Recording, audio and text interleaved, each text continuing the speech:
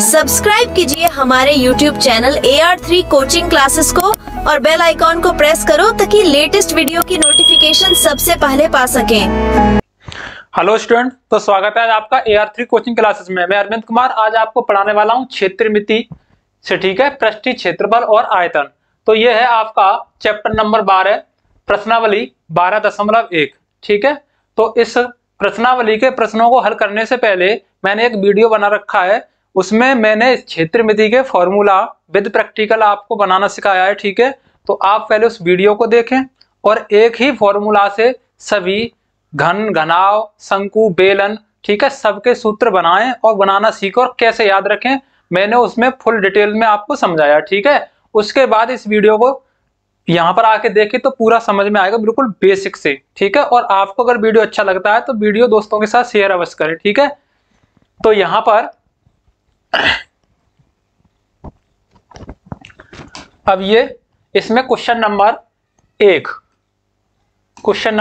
दिया गया है।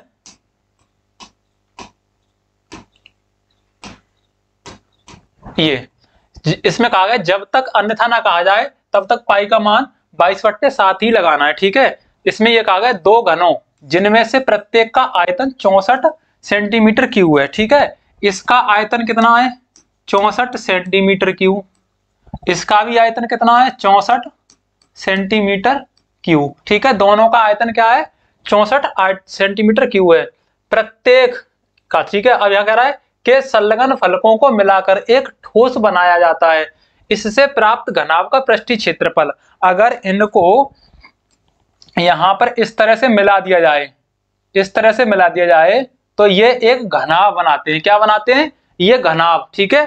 तो इसका जो पृष्ठीय क्षेत्रफल है टोटल चारों तरफ और ऊपर नीचे का, वो कितना है, ठीक है। तो यहां पर घनाभ का पृष्ठीय क्षेत्रफल निकालवा रहा है, तो वो कितना है वो हमको ज्ञात करना है, ठीक है। तो इसको अभी यहीं पर रखते हैं, पहले इस एक को ले लेते हैं। यहां पर प्रत्येक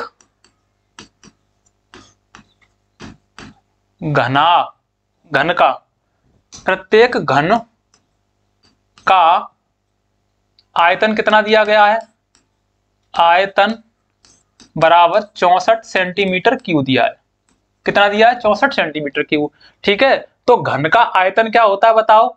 घन का आयतन मैंने वीडियो में आपको सूत्र अच्छे से समझाए, वहां पर हो जाता है भुजा क्यूब। अगर मान लीजिए इसकी भुजा हमने ए मान ली, क्या मान ली ए, क्योंकि सभी भुजाएं बराबर होती हैं, इसकी लंबाई, चौड़ाई और ऊंचाई सब ए होंगी, तो इसका जो आयतन होगा वो भुजा क्यूब होगा। यानी कि यहां पर इसकी भुजा निकाल लेते हैं हम, भुजा क्यूब, ठीक है, बराबर 64। अब 64 कितने का घन होता है या 64 का घनमूल कितना होता है वो निकालेंगे यहां से। तो भुजा क्यू बराबर 64 4 का होता है घन। अब देखो यहां से घनमूल लेंगे तो भुजा दोनों ओर से, तो भुजा बराबर कितना आ गया 4 सेंटीमीटर। यानी कि एक घन की, ये जो प्रत्येक दो घन है इनमें से दोनों घन की प्रत्येक भुजा कितने सेंटीमीटर की है बताओ? 4 सेंटीमीटर की। ये भी 4 सेंटीमीटर, ये ऊंचाई भी इसकी 4 सेंटीमीटर।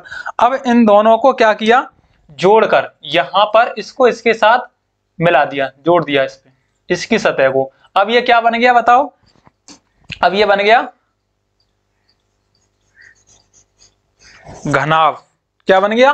घनाभ। 64 सेंटीमीटर क्यूब तो इसका आयतन था, 64 सेंटीमीटर क्यूब इसका आयतन था। इसकी भुजा एक निकल के आई 4 और इसकी एक 4, तो दोनों की 4 और 4 कितनी हो जाएंगी? तो इस घनाभ की जो भुजा आएगी 4 और 4 8 सेंटीमीटर आ गई।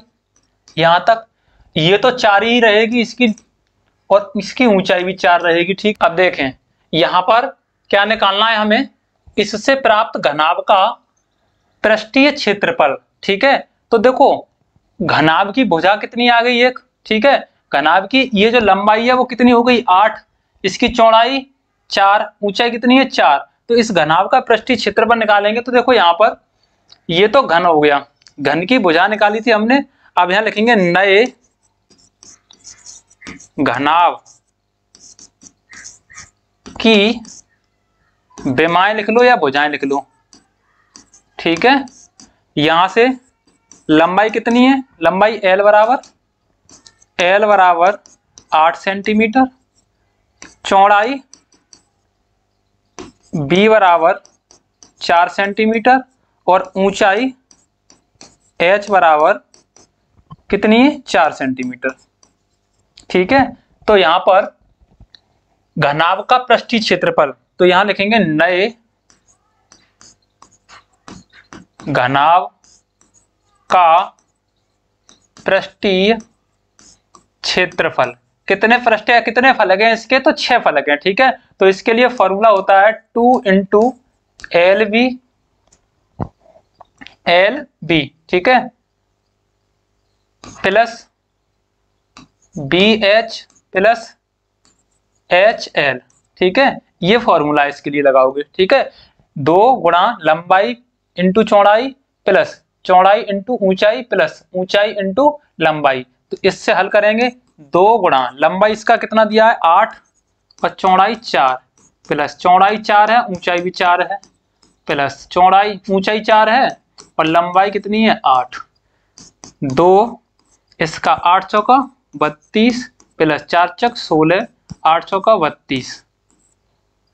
2 गुणा इन सबको जोड़ देंगे, 32 दूनी 64 और 16 पंजे 80, कितना हो गया, इस सबको जोड़ेंगे तो 80, 80 दूनी 160 सेंटीमीटर स्क्वायर। क्योंकि ये पृष्ठीय क्षेत्रफल पूछा है ना कि आयतन, तो क्षेत्रफल जो है वो किसमें होता है, स्क्वायर में, क्योंकि इसमें 2 विमाएं ली जाती है, लंबाई और चौड़ाई। तो यहाँ पर इसका घनाभ का, नए घनाभ का जो पृष्ठीय क्षेत्रफल आएगा वो कितना आएगा, 160 सेंटीमीटर स्क्वायर। ठीक है, तो ये था आपका क्वेश्चन फर्स्ट। अब ये अलग अलग थे, क्या हुआ, ये दोनों अलग अलग थे, इनको क्या कर दिया, यहाँ पर सटा के रख दिया गया है। ठीक है, और इनको, इनकी सतह कितनी है, सतह अगर आप देखना चाहते हो तो 6, कितने 6। ठीक है, तो इसी प्रकार से इस घनाभ की कितनी होंगी, घनाभ की भी 6 होंगी। ठीक है, तो 6 पृष्ठ हैं, तो 6 पृष्ठों को क्या निकालेंगे हम, क्षेत्रफल निकालेंगे। ठीक है, तो ये इसके साथ जुड़ गया है ये, तो इसकी 2 सतह एक साथ में चिपकाई दी गई है। ठीक है, अब यहां से अगला क्वेश्चन, यह है कोई बर्तन एक खोखले अर्धगोले के आकार का है।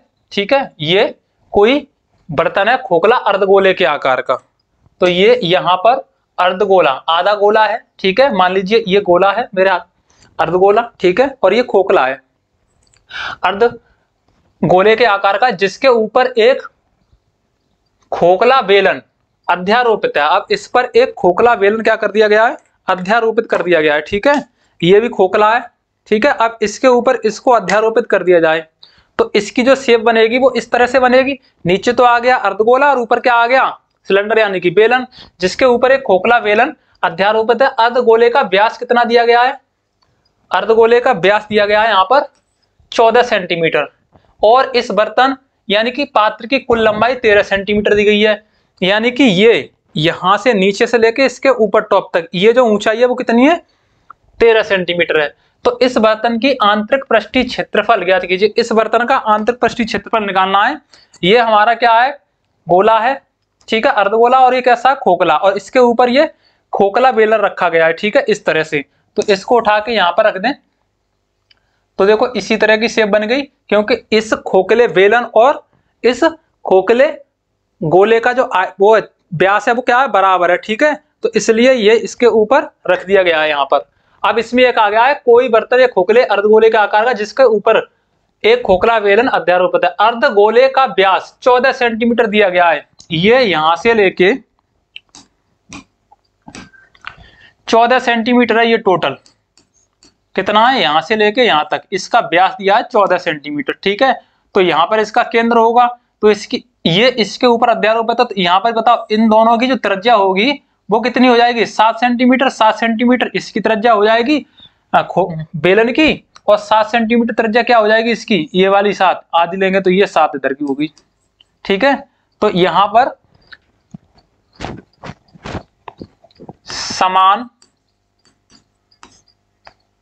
व्यास के, समान व्यास के 2 पात्र, ठीक है, हैं, जिसमें देखो यहां पर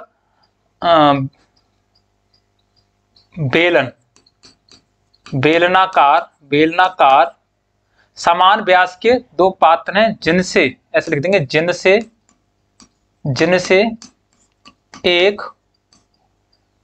जिनसे एक बर्तन बनाया गया है। ठीक है, अब ये गोले के ऊपर, अर्धगोले के ऊपर क्या रखा गया है? खोखला बेलन। ठीक है, तो यहां पर बेलनाकार भाग या फिर ऐसे लिख देंगे, बेलनाकार भाग का व्यास बराबर कितना है बताओ? 14 सेंटीमीटर। तो यहां से इसकी जो त्रिज्या होगी, इसको त्रिज्या मान लेंगे R1। ठीक है, इसकी त्रिज्या R1 बराबर कितनी होगी? 14/2 आधी हो जाएगी, यानी कि 7 सेंटीमीटर। तो 7 सेंटीमीटर इसका व्यास है, तो 14 सेंटीमीटर व्यास है बेलन का, और उसका खोखले बेलन का और खोखले गोले का। तो इसकी त्रिज्या दोनों क्या होगी? 7 सेंटीमीटर। तो यहाँ पर ये बेलन की त्रिज्या, तो इस प्रकार से अर्धगोले की, ठीक है, अर्धगोले की त्रिज्या कितनी होगी?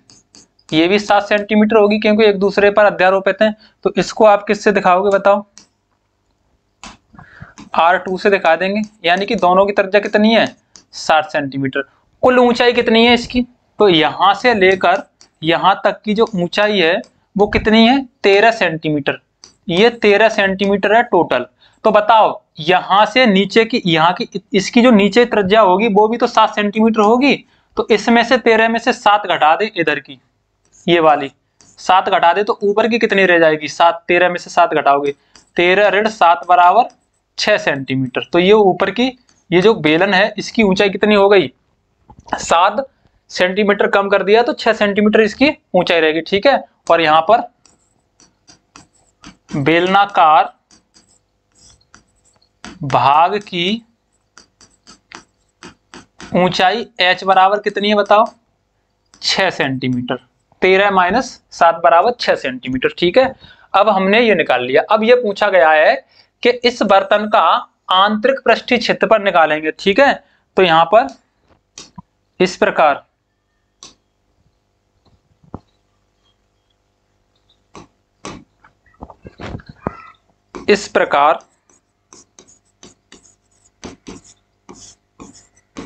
बने बर्तन या पात्र का आंतरिक पृष्ठीय क्षेत्रफल, आंतरिक पृष्ठीय क्षेत्रफल बराबर, ठीक है। अब देखें, इस प्रकार बने बर्तन यानी पात्र का आंतरिक पृष्ठीय क्षेत्रफल, तो इसका कुल आंतरिक पृष्ठीय क्षेत्रफल क्या होगा? यहां पर आप देख सकते हो, बर्तन का कुल आंतरिक पृष्ठीय क्षेत्रफल बराबर, यहां पर बेलन या बेलनाकार भाग का आंतरिक पृष्ठीय क्षेत्रफल, ठीक है, प्लस अर्धवृत्ताकार, सॉरी अर्धगोलाकार, अर्धगोले का आंतरिक पृष्ठीय क्षेत्रफल, ठीक है, या वक्र पृष्ठीय क्षेत्रफल। तो अब यहां पर बेलनाकार जो भाग है, बेलन का वक्र पृष्ठीय क्षेत्रफल क्या होता है बताओ? 2πRh, ठीक है, क्योंकि बेलन का जो नीचे ऊपर का भाग होता है तो वृत्ताकार होता है, वृत्त की जो परिधि है वो 2πr होती है, और कितनी ऊंचाई तक आप उसका क्षेत्रफल निकाल रहे हो तो वो होता है h, तो h का इसके साथ गुणा कर देते हैं, 2πRh प्लस अर्धगोले का, पूरे गोले को ढकने के लिए किसकी आवश्यकता होती है? 4 बराबर त्रिज्या के या फिर समान व्यास के 4 गोले को ढकने के लिए समान व्यास के 4 वृत्त की आवश्यकता होती है। तो एक वृत्त का व्यास होता है πr², तो आधे को ढकने के लिए कितने की आवश्यकता पड़ेगी? 2πr² की। तो इस आधे का लिए निकालेंगे तो आधे का क्या हो जाएगा? 2πr², ठीक है। अब यहां से ये देखो R1 R2 क्या है? 7 है, तो यहां पर आप रख सकते हो इसका मान R1, इसका मान R2।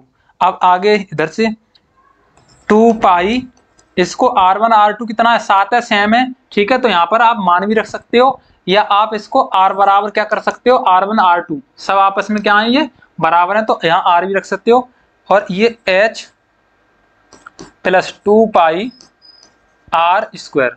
अब यहाँ से जो कॉमन है 2 पाई आर कॉमन ले लेंगे, यहाँ पे मिलेगा h प्लस 1 r बचेगा, तो यहाँ से मान रखेंगे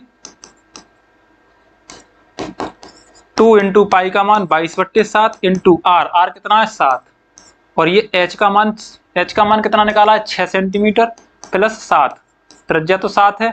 अब इसको और आगे हल करें तो 7 से 7 कैंसिल, 22 दूनी 44, और ये यहाँ पर गुणा 6 और 7 13, अंदर गुणा कर देंगे, 13 चौका 52 के 2 हासिल 5, 13 चौका 52 5 57 सेंटीमीटर स्क्वायर। तो इस पूरे बर्तन का कुल आंतरिक पृष्ठीय क्षेत्रफल कितना आएगा, 572 सेंटीमीटर स्क्वायर। ठीक है, तो ये था आपका क्वेश्चन नंबर 2। अब देखिए क्वेश्चन नंबर 3। एक खिलौना त्रिज्या 3.5 सेंटीमीटर वाले एक शंकु के आकार का है जो उसी त्रिज्या वाले एक अर्धगोले पर अध्यारोपित है। तो इस शंकु और अर्धगोले की जो त्रिज्या है वो कितनी है, 3.5, यानी कि यहां पर इसका बिंदु होगा, तो इसकी शंकु की भी त्रिज्या 3.5 है और इस अर्धगोले की भी त्रिज्या 3.5 है सेंटीमीटर, उसी त्रिज्या वाले अर्धगोले पर अध्यारोपित। इस खिलौने की संपूर्ण ऊंचाई यहां से लेकर यहां तक कितनी है, 15.5 सेंटीमीटर। इस खिलौने का संपूर्ण पृष्ठीय क्षेत्रफल ज्ञात कीजिए। तो देखो संपूर्ण पृष्ठीय क्षेत्रफल ज्ञात करना है, इधर ये बताओ इससे ये जो अर्धगोला है इसकी ये जो ऊंचाई है वो कितनी है, त्रिज्या के बराबर है, तो यहाँ पर भी तो होगा 3.5 सेंटीमीटर। अब ऊपर बचाओ 15.5 में से 3.5 कम कर दोगे तो यहाँ कितना बचेगा, 15.5 ऋण 3.5 बराबर 12 सेंटीमीटर। तो ये जो ऊंचाई आएगी वो कितनी आएगी बताओ, 12 सेंटीमीटर। अब हमें यहां पर क्या करना है, शंक्वाकार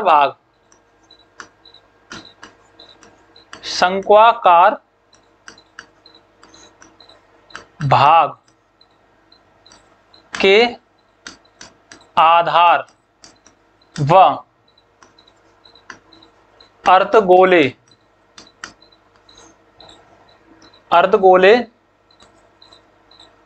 का व्यास समान है, तब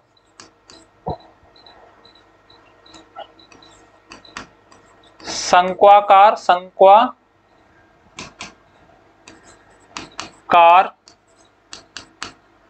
भाग की त्रिज्या व अर्धगोले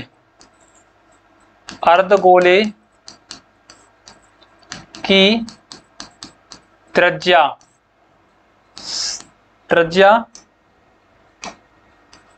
भी समान होंगी। ठीक है, अर्थात त्रिज्या R1 बराबर R2। ठीक है, तो यहां पर त्रिज्या दोनों सेम है,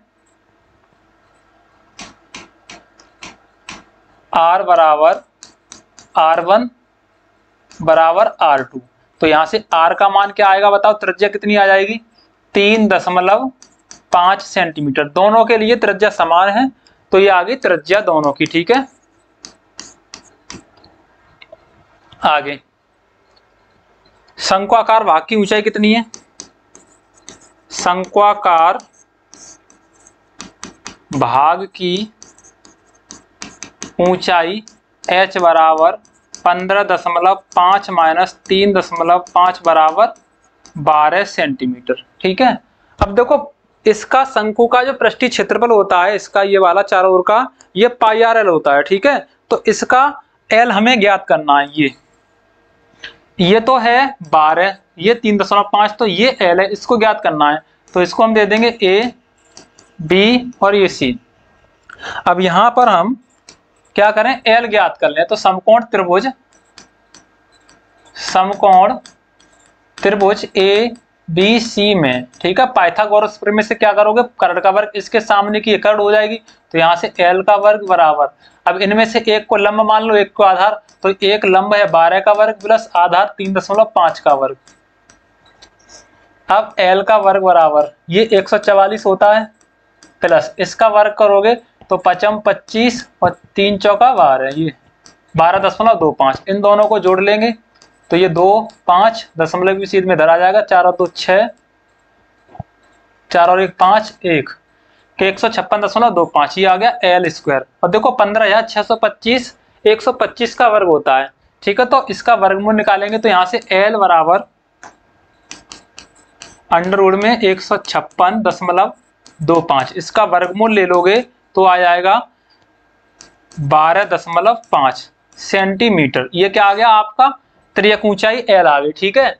अब हमें क्या निकालना है, इस खिलौने का संपूर्ण पृष्ठीय क्षेत्रफल। ये जो खिलौना है, ठीक है, ये नीचे अर्धगोला है और ये इसके ऊपर क्या रख दिया मैंने, शंकु, ठीक है। तो ये खिलौना बन गया। अब इसके ऊपर ये हरा जो पेंट हो रहा है इसका, और ये ऑरेंज, इसका पूरा क्षेत्रफल कितना है वो निकालना है हमको, ठीक है। तो यहां देखें, खिलौने का संपूर्ण पृष्ठीय क्षेत्रफल, खिलौने का संपूर्ण पृष्ठीय क्षेत्रफल बराबर शंक्वाकार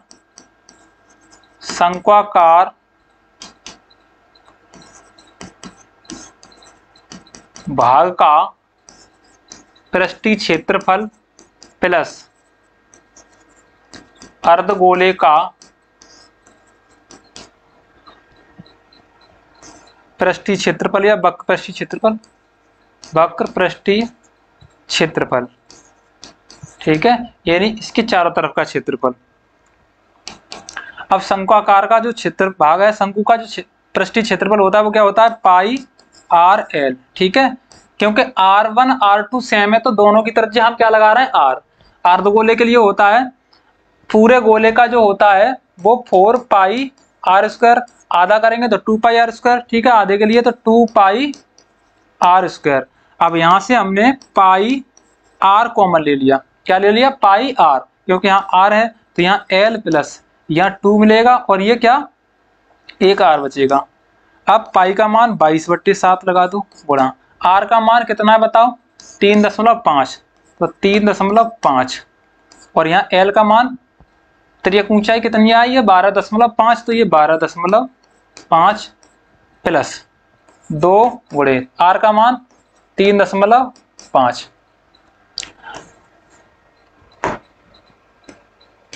अब यहां से आगे हल करोगे तो बराबर का चिन्ह लगाओ, ठीक है। अब यहाँ देखो, इसको काट दोगे तो ये कट जाएगा 0.7 पंजे 5 35, और 5 का इसके साथ गुणा कर दोगे तो 5 दूनी 10, 5 दूनी 10 और 11, ये कितना आ जाएगा 11 गुणा वो 22 गुणा 0.5 के साथ आ गया 11, और यहाँ पर गुणा इसको 12.5 प्लस 35 दूनी 70, ये कितना हो जाएगा 3.5 का 2 गुना 7, ठीक है। सबको जोड़ दें, 11 गुणा 12 7 19 यानी 19.5 हो जाएगा, 19.5। अब 11 का गुणा कर देंगे, 11 पंजे 55, 11 99, 99 5 104, यहाँ से 10, 11 एकम 11 और 10 21, तो 214.5 सेंटीमीटर स्क्वायर क्या आ गया इस खिलौने का संपूर्ण पृष्ठीय क्षेत्रफल, ठीक है। तो ये क्वेश्चन नंबर 3 था, स्क्रीनशॉट ले लें। तो थैंक यू, कमेंट करें क्लास कैसी लगी। नेक्स्ट मिलते हैं अगली वीडियो में, धन्यवाद।